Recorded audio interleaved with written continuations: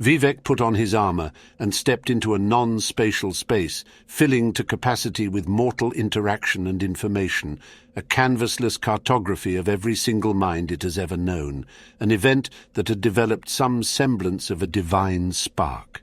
He said, "From here I shall launch my attack on the 8 monsters." Vivek then saw the moths that would come from the starry heart, bringing with them dust more horrible than the ash of Red Mountain. He saw the twin head of a ruling king who had no equivalent, and 8 imperfections rubbed into precious stones, set into a crown that looked like shackles, which he understood to be the twin crowns of the 2-headed king, and a river that fed into the mouth of the 2-headed king, because he contained multitudes. Vivek then built the provisional house at the center of the secret door. From here he could watch the age to come. Of the house is written, "Cornerstone 1 has a finger buried under, pointing through dirt, low in the ground. North cannot be guessed, and yet it is spirit-free. Cornerstone 2 has a tongue, and even dust can be talkative. Listen and you will see the love the ancient libraries need. Cornerstone 3 has a bit of string, shaped like your favorite color. A girl remembers who left it there, but she is afraid to dig it out and see what it is attached to. Cornerstone 4 has 9 bones, removed carefully from a black cat, arranged in the fashion of this word, protecting us from our enemies. Your house is safe now. So why is it? Your house is safe now. So why is it? The ending of the words is Alm Sivi.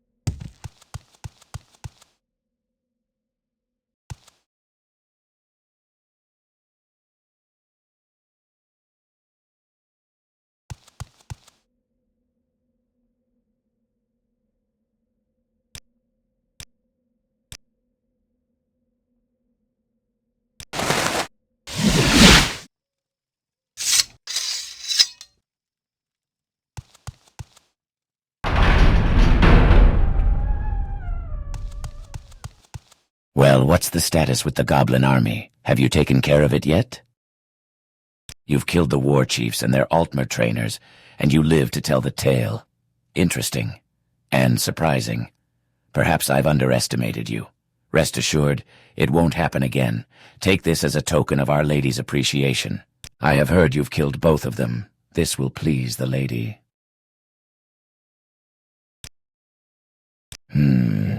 I have nothing for you at this time. Speak with Gavus Drin, the Lord Archcanon. He was in consultation with the Lady Almalexia this very morning. Perhaps he has something for you. The Lord Archcanon is most likely in his office here at the temple. Go there if you wish to speak to him. The Lady Almalexia resides here in the High Temple. We in Mournhold all live under her protection. Mournhold, city of... Justice never sleeps. Yes? What? What do you want? Oh, hello. Have we met? I'm Ervel Dulny, a recent initiate here at the temple. I am Ervel Dulny, priest. Mournhold is built on the site on a much older city. You won't find any evidence above ground, but down in the sewers you can find ways into the old ruins. If you are looking for access to the places of power, start with Tienius Deletion, King Helsith's captain of the Royal Guard. He's fair and professional, and King Helsith is no simple figurehead, unlike his predecessor. There's real power there, and Helsith is just going to get more powerful as he learns how Mournhold works. You're an adventurer? Then you carry Cure Poison, Dispel, and Restore Fatigue potions, as well as Levitate and Restore Health potions, right? I thought Widow Thendas was going to have an estate sale to sell off some of that loot her late husband collected. She said she was going to sell off some things a while back, but I keep asking about it, and she says she's still got a lot to do.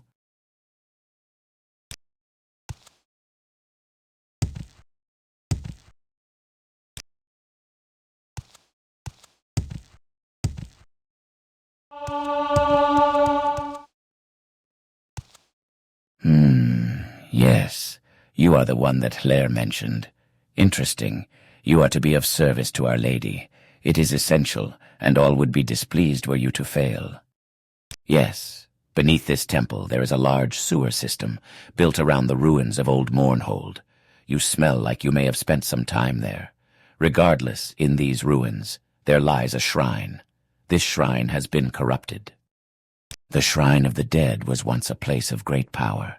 It served as a channel to the ancestors, allowing the faithful to learn from them, to harness their power. Over the years it has been forgotten, and it has grown sour. The power that radiates from the shrine has drawn hordes of the undead to it. The Shrine of the Dead must be cleansed. As I said, it holds immense power to speak with the ancestors and harness their power. The Lady Almalexia wishes to use this power for the good of Morrowind. I realize that ancestor worship falls a bit outside traditional temple doctrine, but the Lady knows best, and her will is law.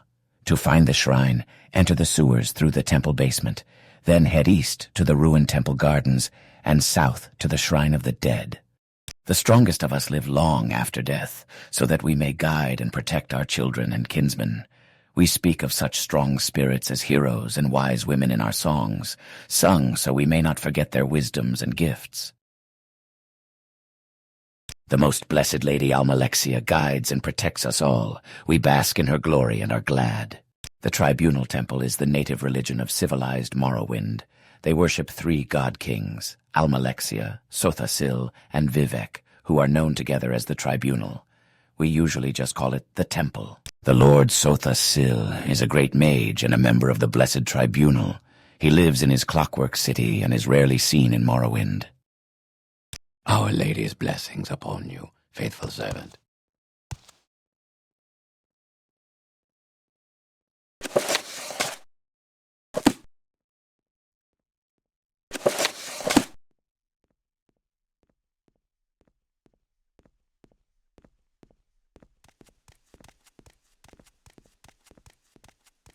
Justice never sleeps.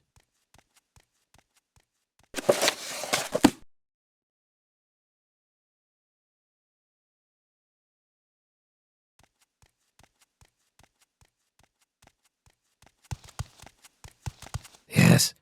What? What do you want?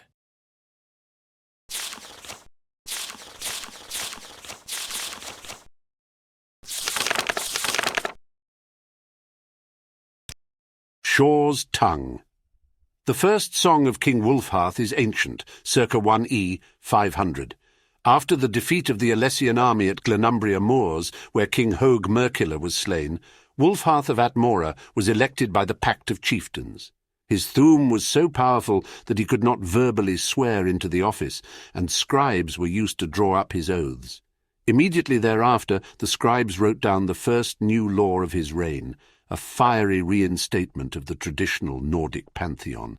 The edicts were outlawed, their priests put to the stake, and their halls set ablaze. The shadow of King Borgus had ended for a span.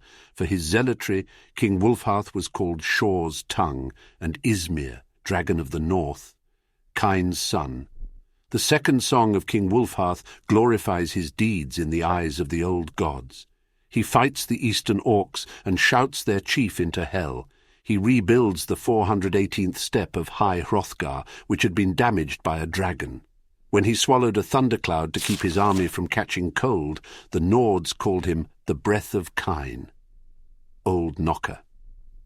The third song of King Wulfharth tells of his death. Orki, an enemy god, had always tried to ruin the Nords, even in Atmora, where he stole their years away. Seeing the strength of King Wulfharth, Orki summoned the ghost of Alduin Time-Eater again. Nearly every Nord was eaten down to 6 years old. Boy Wulfharth pleaded to Shaw, the dead chieftain of the gods, to help his people. Shaw's own ghost then fought the Time-Eater on the spirit plane, as he did at the beginning of time, and he won, and Orki's folk, the orcs, were ruined.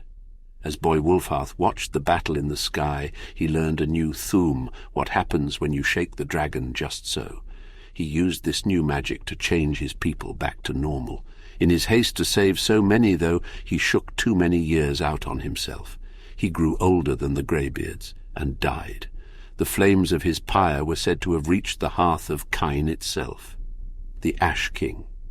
The fourth song of King Wulfharth tells of his rebirth. The dwarves and devils of the eastern kingdoms had started to fight again, and the Nords hoped they might reclaim their ancient holdings there because of it. They planned an attack, but then gave up, knowing that they had no strong king to lead them. Then in walked the Devil of Dagoth, who swore he came in peace. Moreover, he told the Nords a wondrous thing. He knew where the heart of Shor was. Long ago, the chief of the gods had been killed by elven giants, and they ripped out Shor's heart and used it as a standard to strike fear into the Nords. This worked until Ysgramor shouted some sense, and the Nords fought back again. Knowing that they were going to lose eventually, the elven giants hid the heart of Shor so that the Nords might never have their god back. But here was the Devil of Dagoth with good news. The dwarves and devils of the Eastern Kingdom had his heart, and this was the reason for their recent unrest. The Nords asked the Devil of Dagoth why he might betray his countrymen so, and he said that the devils have betrayed each other since the beginning of time, and this was so, and so the Nords believed him. The tongues sung Shor's ghost into the world again. Shor gathered an army as he did of old, and then he sucked in the long-strewn ashes of King Wulfharth and remade him, for he needed a good general. But the Devil of Dagoth petitioned to be that general too, and he pointed out his role as the blessed harbinger of this holy war. So Shor had two generals, the Ash King and the Devil of Dagoth, and he marched on the eastern kingdoms with all the sons of Skyrim. Red Mountain. The fifth song of King Wulfharth is sad. The survivors of the disaster came back under a red sky. That year is called Sun's Death. The Devil of Dagoth had tricked the Nords, for the heart of Shor was not in the eastern kingdoms, and had never been there at all. As soon as Shor's army had got to Red Mountain, all the devils and dwarves fell upon them. Their sorcerers lifted the mountain and threw it onto Shor, trapping him underneath Red Mountain until the end of time. They slaughtered the sons of Skyrim, but not before King Wulfharth killed King Dumak the dwarf orc, and doomed his people. Then Vake the devil blasted the Ash King into hell, and it was over. Later, Kine lifted the ashes of Ysmir into the sky, saving him from hell and showing her sons the colour of blood when it is brought by betrayal, and the Nords will never trust another devil again. The secret song of Wulfharth Ash King, the truth at Red Mountain. The heart of Shor was in Resdain, as Dagoth-ur had promised. As Shor's army approached the westernmost bank of the inner sea, they stared across at Red Mountain, where the Dwemeri armies had gathered. News from the scouts reported that the Chimeri forces had just left Narsis, and that they were taking their time joining their cousins against the Nords. Dagoth-ur said that the tribunal had betrayed their king's trust, that they sent Dagoth-ur to Lorkhan, for that is what they called Shor in Resdain, so that the god might wreak vengeance on the dwarves for their hubris, that Nerevar's peace with the Dwemer would be the ruin of the Velothi way. This was the reason for the slow muster, Dagoth-ur said. The armies grow. And Lorkhan, for that is what they called Shor in Resdain, said, I do not wreak vengeance on the dwarves for the reasons that the tribunal might believe I do. Nevertheless, it is true that they will die by my hand, and any whoever should side with them. This Nerevar is the son of Boethia, one of the strongest Padomaics. He is a hero to his people despite his tribunal, and he shall muster enough that this battle will be harder going still. We will need more than what we have. And so Dagoth-ur, who wanted the dwarves as dead as the tribunal did, went to Kogoran and summoned his house Chapthil, his Nixhounds, his wizards, archers, his stolen men of brass. And the Ash King, Wulfharth, hoary Ysmir, went and made peace with the orcs in spite of his Nordic blood, and they brought many warriors, but no wizards at all. Many Nords could not bring themselves to ally with their traditional enemies, even in the face of Red Mountain. They were close to desertion. Then Wulfharth said, Don't you see where you really are? Don't you know who Shor really is? Don't you know what this war is? and they looked from the king to the god to the devils and orcs, and some knew, really knew, and they are the ones that stayed. The doom drum. Nerevar carried keening, a dagger made of the sound of the shadow of the moons.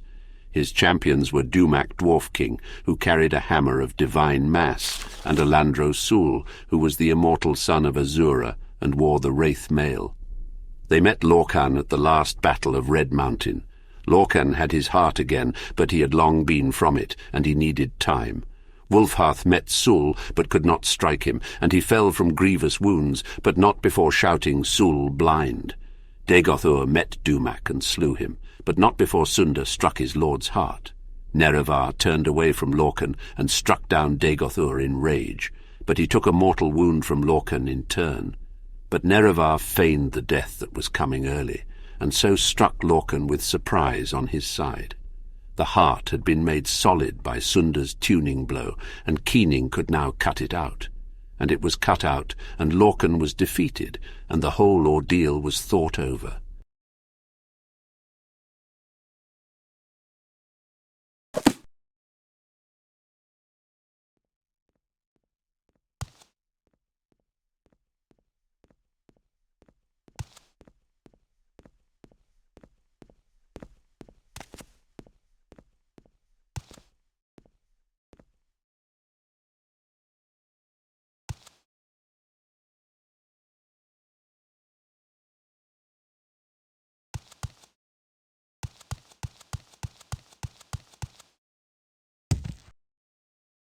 Mournhold, city of light, city of magic. Justice never sleeps. I clean this temple, Sarah. Mind you keep it that way.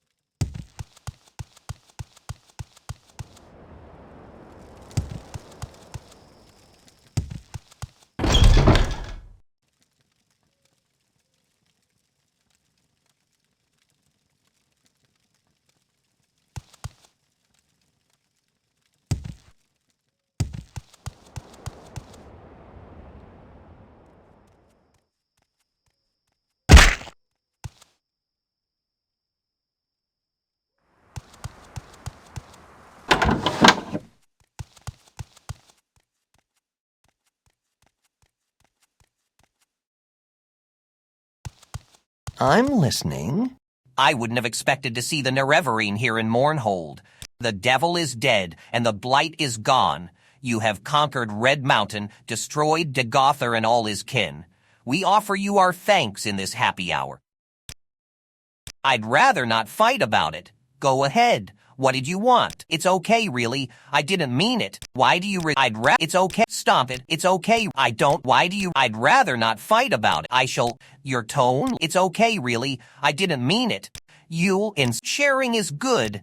I like sharing.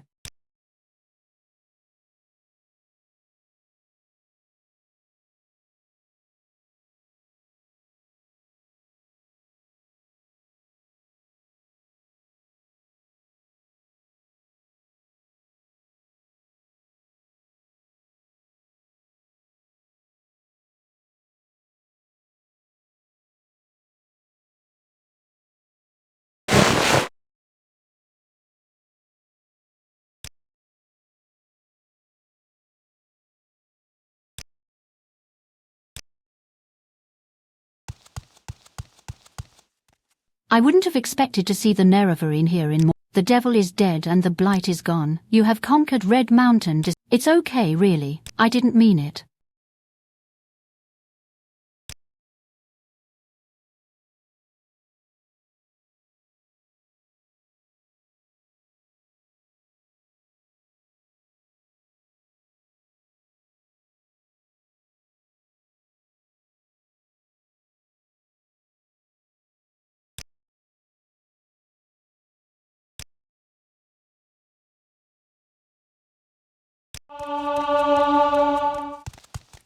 I wouldn't have expected to see the Nerevarine here in Mournhold.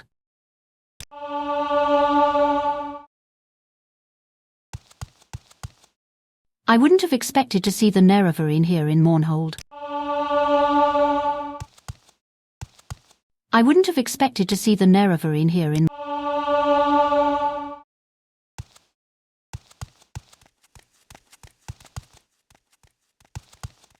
I wouldn't have expected to see the Nerevarine.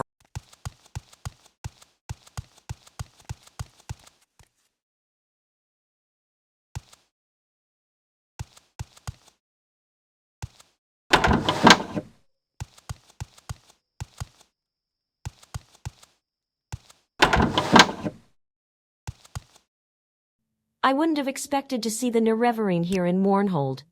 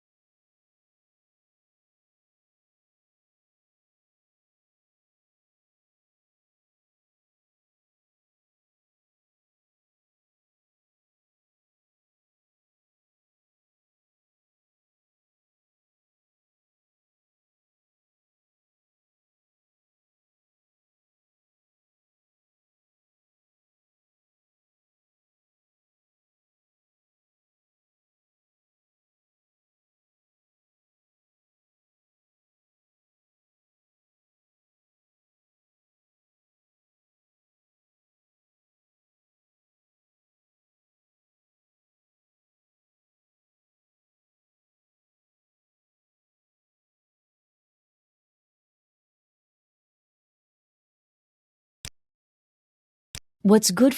I wouldn't have expected to see the Nerevarine here in Mournhold.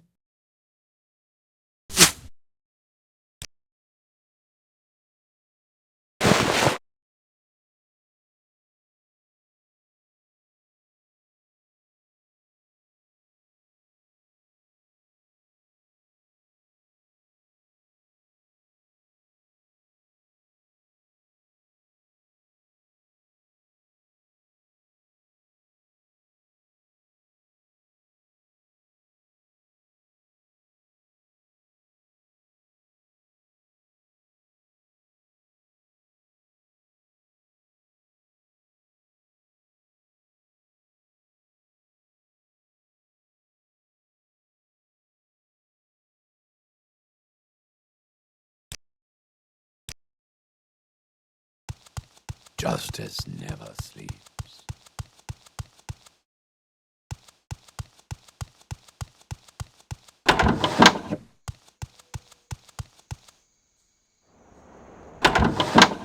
I wouldn't have expected to see the Nerevarine here in Mournhold. The temple was wrong. It's okay, really. I didn't mean... Sharing is good. I like sharing.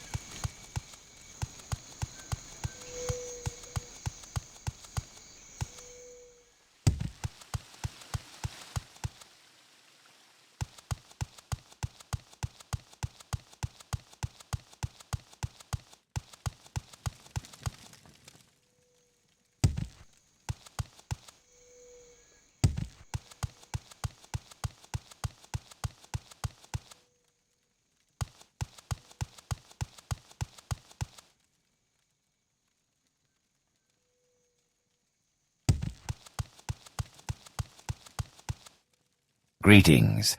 I'm Marinothralis, founder of the Mournhold Players. I'm sure you came here to watch our production of The Horror of Castle Gyr. Well, I'm very sorry to inform you that we won't be putting on the show today. The troupe has its own drama to worry about at the moment. Yes, well, wouldn't you know that the very day we're supposed to debut our show, our lead actor Tarvis Beleth comes down with collywobbles. We can't find anyone to take over his part. I would do it, but my expertise is desperately needed backstage. So now I've just got to stand up here and try to drive people away from our heavily promoted production. I just wish we could find someone who looks like Tarvis. Wait just a minute there. You know, you kind of look a little like Tarvis. I think this might work. What do you say?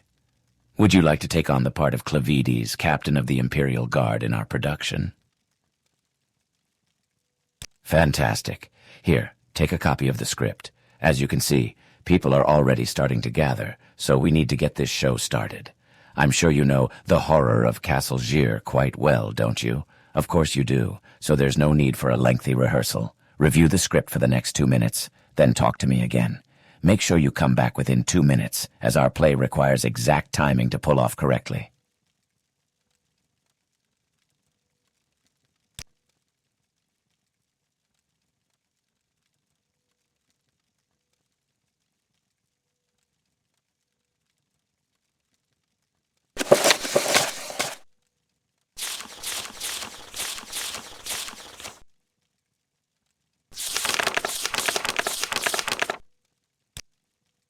Dramatis Personae. Clavides, captain of the Imperial Guard. Cyrodiilic, Anara, a Dunmer maid. Ullis, a lieutenant of the Imperial Guard. Argonian, Zolassa, a young Argonian.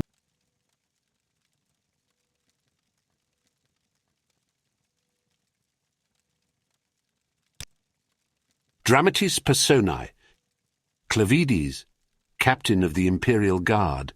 Cyrodiilic, Anara, a Dunmer maid. Ullis, a lieutenant of the Imperial Guard. Argonian, Zolassa, a young Argonian mage. Act 1. Late evening.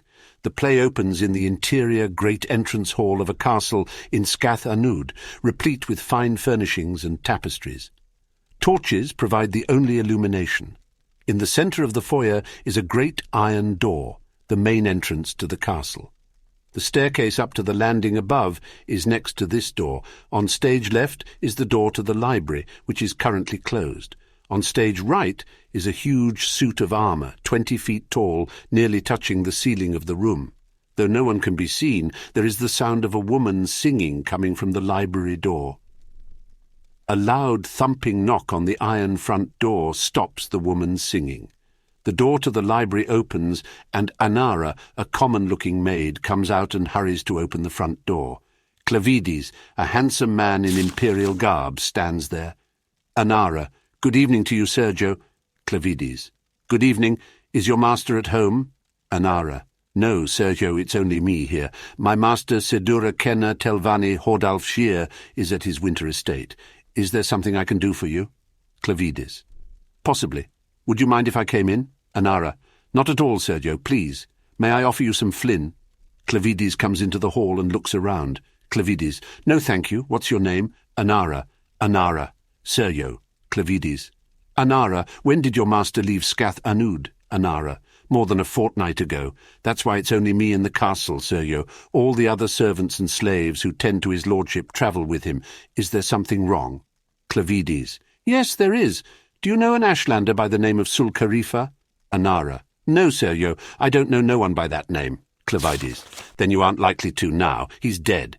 He was found a few hours ago dying of frostbite in the Ashlands. He was hysterical, nearly incomprehensible, but among his last words were castle and Gyr. Anara, dying of frostbite in summertide in the Ashlands. Bevek, that's strange. I suppose it's possible that my master knew this man, but being an Ashlander and my master being of the house of Telvanni, well, if you'll pardon me for being flippant, Sergio, I don't think they could have been friends. Clavides, that is your master's library. Would you mind if I looked in? Anara, please, Sergio, go wherever you want. We got nothing to hide. We're loyal imperial subjects. Clavides, as I hear, are all Telvanni. Note from the playwright. This line should be delivered without sarcasm. Trust the audience to laugh. It never fails, regardless of the politics of the locals. Clavides enters the library and looks over the books. Clavides, the library needs dusting.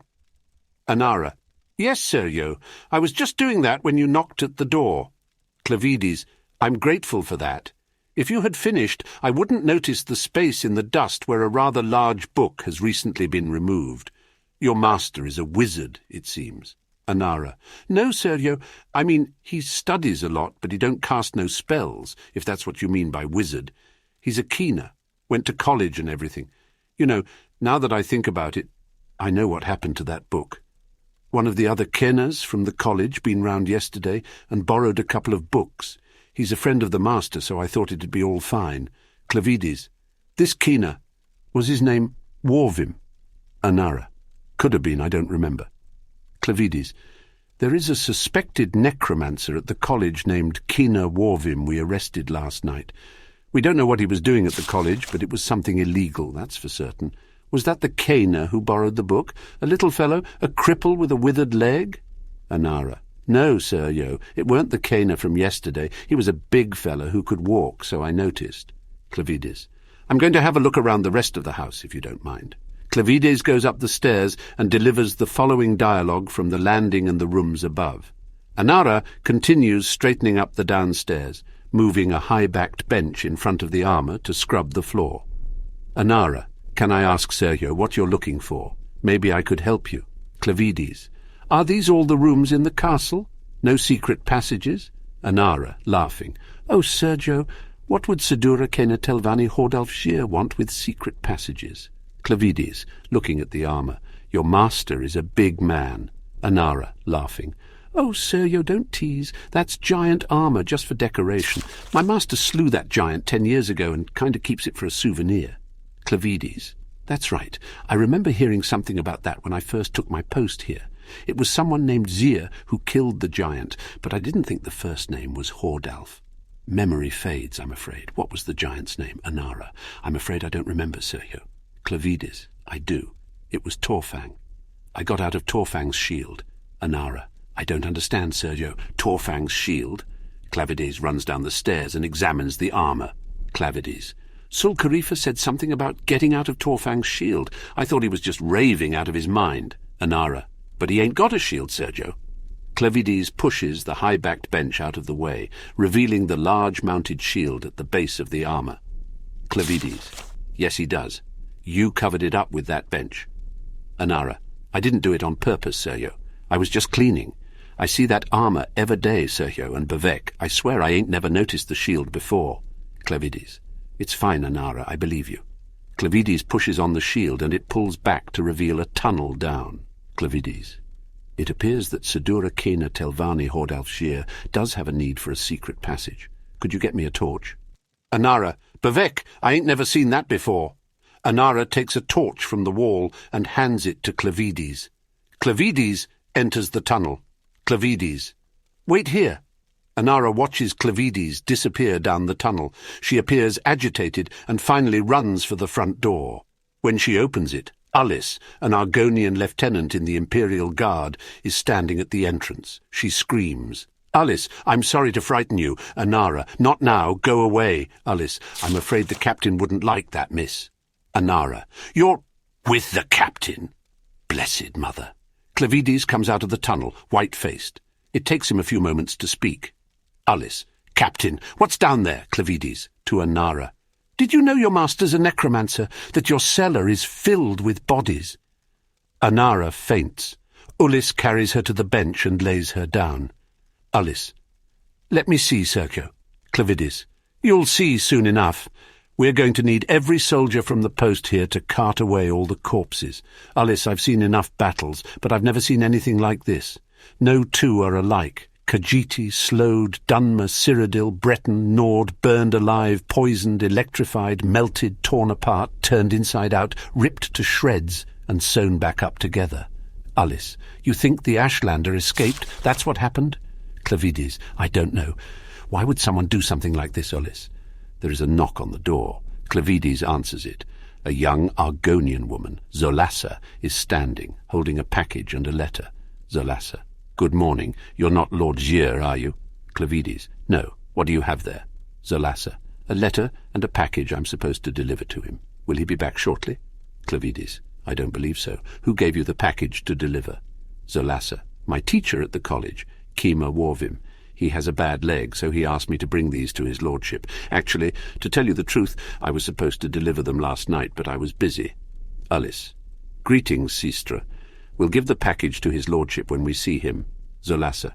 Ah, hail, brother. I had heard there was a handsome Argonian in Scath Anud. Unfortunately, I promised Kezyma Warvim that I'd deliver the package directly to his lordship's hands. I'm already late. I can't just... Clavides. We're Imperial Guard, miss. We will take the package and the letter. Zolassa reluctantly hands Clavides the letter and the package. She turns to go. Ullis, you're at the college if we need to see you. Zolassa. Yes, fair tidings, brothera. Ullis. Good night, sistra. Clavides opens the package as Zolassa exits. It is a book with many loose sheets. Clavides. It appears we've found the missing book, delivered to our very hands. Clavides begins to read the book, silently to himself. Ullis, to himself, very pleased. Another Argonian in Scath Anud, and a pretty one at that. I hope we weren't too rude to her. I'm tired of all these women with their smooth, wet skin. It would be wonderful if we could meet when I'm off duty. While Ullis talks, he opens the letter and reads it. Ullis continued. She looks like she's from the south, like me. You know, Argonians from northern Black Marsh are much less. Ullis continues reading, transfixed by the letter. Clavides skips to the back of the book and reads the last sentences. Clavides, reading, in black ink. The Khajiiti mail showed surprisingly little fortitude to a simple lightning spell, but I've had interesting physiological results with a medium-level acid spell cast slowly over several days. In red ink on the margins, yes, I see. Was the acid spell cast uniformly over the entire body of the subject? In black ink, the Nord female was subjected to 16 hours of a frost spell, which eventually crystallized her into a state of suspended animation from which she eventually expired. Not so the Nord male, nor the Ashlander male who lapsed into their comas much earlier, but then recovered. The Ashlander then tried to escape, but I restrained him. The Nord then had an interesting chemical overreaction to a simple fire spell and expired. See the accompanying illustration. In red ink, yes, I see. The pattern of boils and lesions suggests some sort of internal incineration, perhaps caused by the combination of a short burst of flame following a longer session with frost. It's such a shame I can't come to see the experiment personally, but I compliment you on your excellent notation. In black ink, thank you for the suggestion about slowly poisoning my maid Anara. The dosages you've suggested have had fascinating results, eroding her memory very subtly. I intend to increase it exponentially and see how long it is before she notices. Speaking of which, it is a pity that I haven't any Argonian subjects, but the slave traders promise me some healthy specimens in the autumn. I should like to test their metabolism in comparison to elves and humans. It's my theory that a medium-level lightning spell cast in a continuous wave on an Argonian wouldn't be lethal for several hours at least, similar to my results with the Cyrodiilic female and, of course, the giant. In red ink, it'd be a shame to wait until autumn to see. Ullis, reading the letter. In red ink, here is your Argonian. Please let me know the results. It's signed Kezyma Warvim. Clavides. By Kinnereth, this isn't necromancy, it's destruction. Kezyma Warvim and Kina Telvanni Hordalfsir haven't been experimenting with death, but with the limits of magical torture. Ullis, the letter isn't addressed to Kina Telvanni Hordalfsir, it's addressed to Sedura Iachilla Zir, his wife, do you think? Clavides. Iachilla. That was the Telvanni of the Zir family, who I heard about in connection with the giant slaying. We'd best get the maid out of here. She'll need to go to a healer. Clavides wakes up Anara. She appears disoriented. Anara, what's happening? Who are you? Clavides, don't worry, everything is going to be fine. We're going to take you to a healer. Ullis, do you need a coat, Iachilla? Anara, thank you. No, I'm not cold. Anara, Iachilla stops, realizing that she's been caught. Clavides and Ulis unsheathe their blades. Clavides, you have black ink on your fingers, your ladyship. Ulis, and when you saw me at the door, you thought I was the Argonian your friend Warvim sent over. That's why you said, not now, go away. Anara Iachilla, you're much more observant than Anara. She never did understand what was happening, even when I tripled the poison spell, and she expired in what I observed as considerable agony. Ulis, what were you going to use on me first, lightning or fire? Anana Iachilla, lightning. I find fire to be too unpredictable.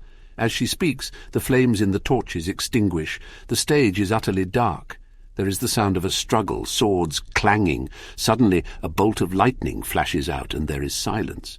From the darkness, Anana Iachilla speaks. Anana Iachilla, fascinating. There are several more flashes of lightning as the curtain closes. The end.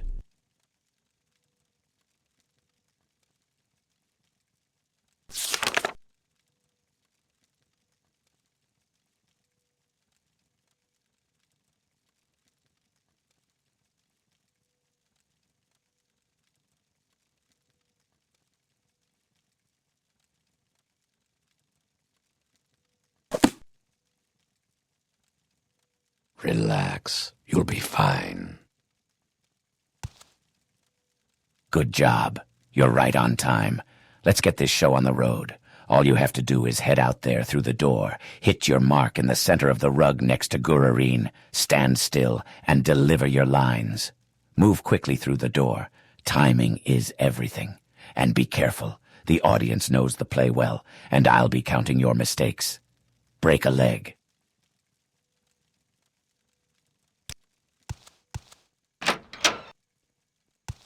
Good evening to you, Sergio.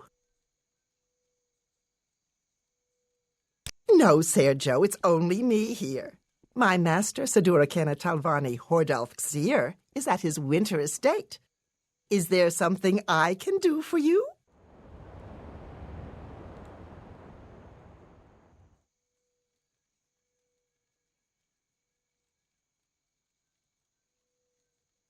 Not at all, Sergio. Please, may I offer you some flint?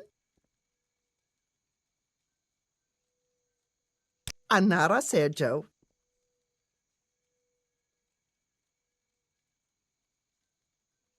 More than a fortnight ago. That's why it's only me in the castle, Sergio. All the other servants and slaves who tend to his lordship travel with him. Is there something wrong?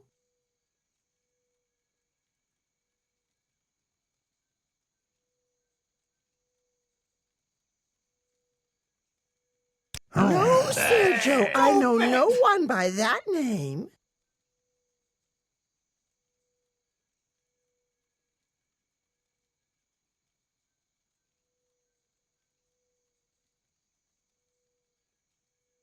Vec? That's strange. I suppose it's possible that my master knew this man, but being an Ashlander and my master being of the House of Telvanni, well, if you'll pardon me for being flippant, Sergio, I don't think they would be friends.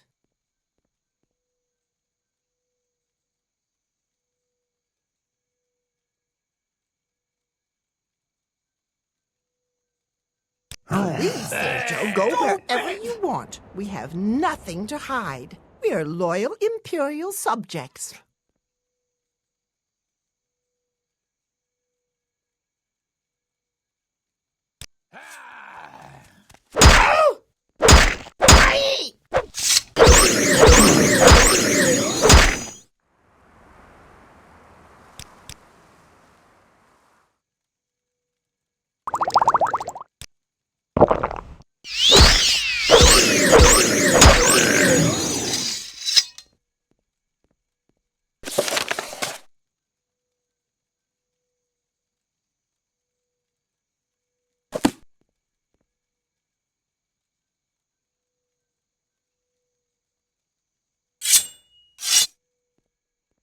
Oh my, what's going on?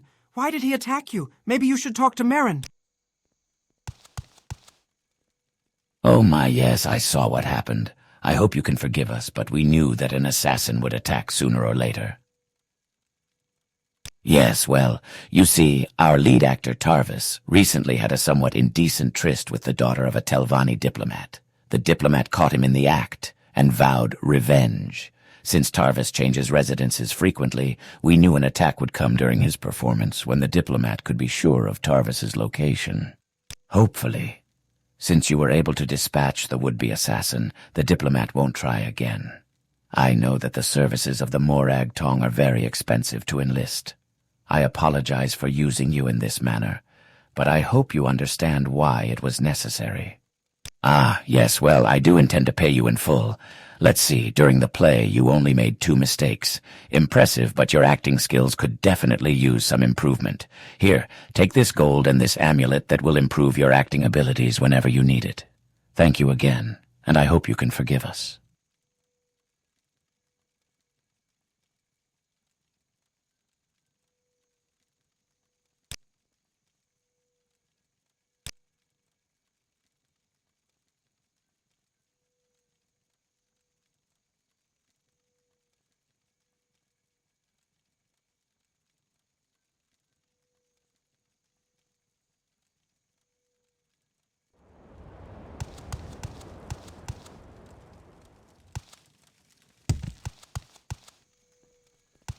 May all speak well of you, Sarah. I wouldn't have expected to see the Nerevarine here in Mournhold. The temple was wrong. You are Lord Nerevar. It's okay, really. I didn't mean it.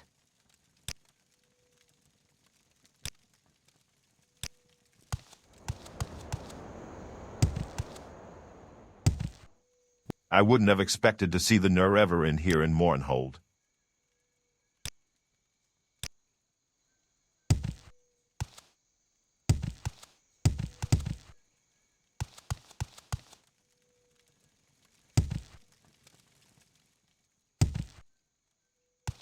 That wasn't bad, considering the circumstances.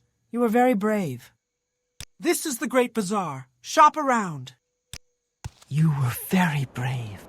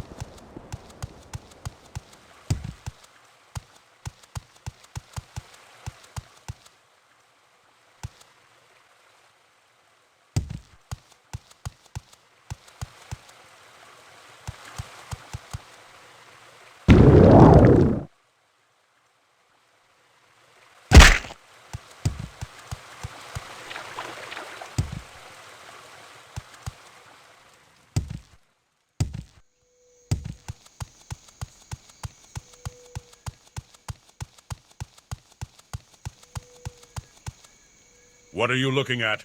No, I'm not paralyzed, and I've never even met a witch, much less been asked to escort one anywhere. Why am I naked?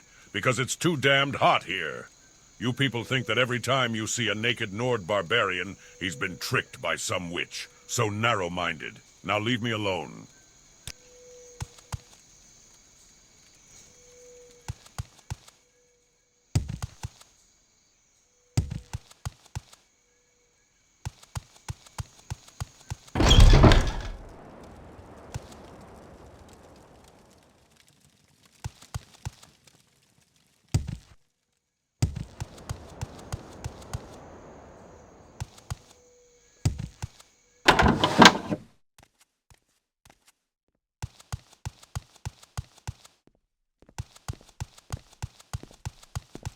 Hello, Outlander, and welcome to my shop. Have you come to order a piece? Need coffee? custom What do you armor. want? I'm the one you want.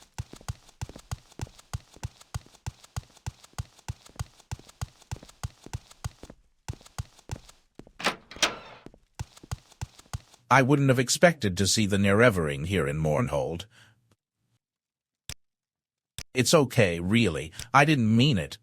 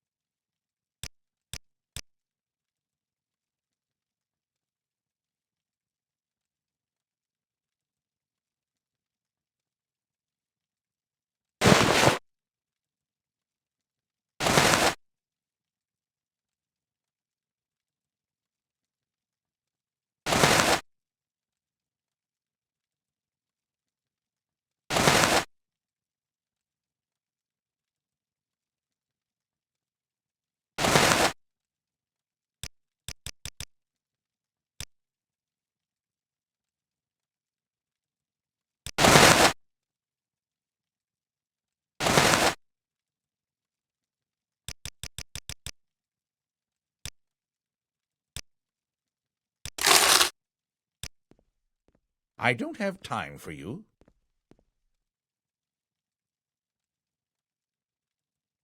I wouldn't have expected to see the Nerevering.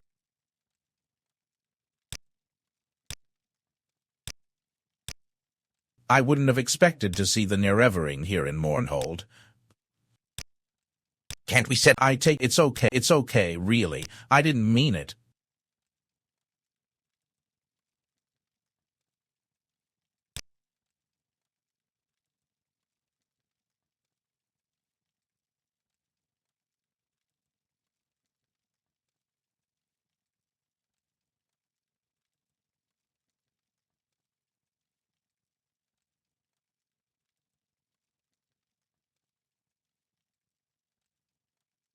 I wouldn't have expected. You're not the type I like to deal with. It's a start. I suppose we can talk. It's okay. I don't think. Stop it. I don't think it's okay. I don't think it's okay. It's okay, really. I didn't mean it.